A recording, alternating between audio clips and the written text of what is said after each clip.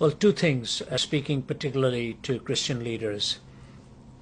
Anybody who thinks that they have arrived there by virtue of their own capacity is not fit to lead.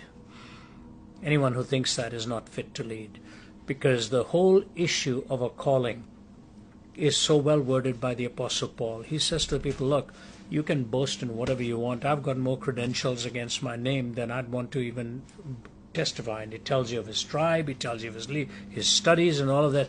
He says, I count all this thing but refuse. All this thing is garbage, that I may gain the excellency of the knowledge of Jesus Christ. So biblically and scripturally, forget it. Somebody once said to Winston Churchill that he was a self-made man, and Churchill said, you have just relieved God of a very solemn responsibility. So biblically and scripturally, if you think you're a self-made person, just forget that and put that aside. The Bible reminds you again and again that you are where you are in a position of leadership because of the presence of God in your life and His calling.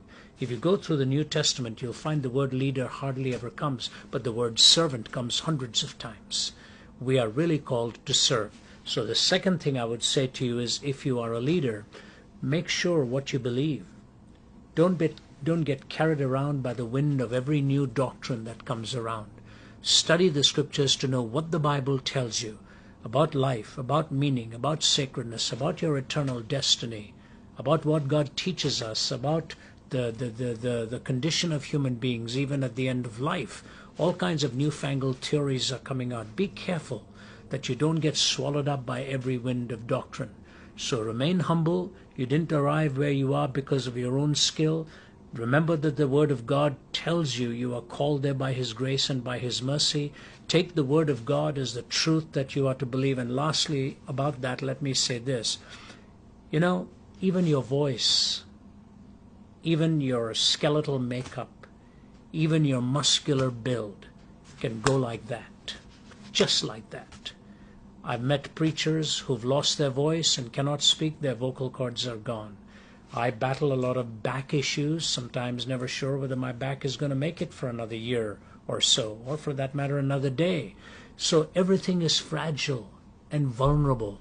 I am not here by virtue of my strength. We are here by virtue of God's call and God's strength. That alone ought to remind us of why we need to be humble. The very voice, the very ability to stand and speak, the very gift of language, the very calling is the gift of God. And if that's not enough to keep us humble, I don't know what will.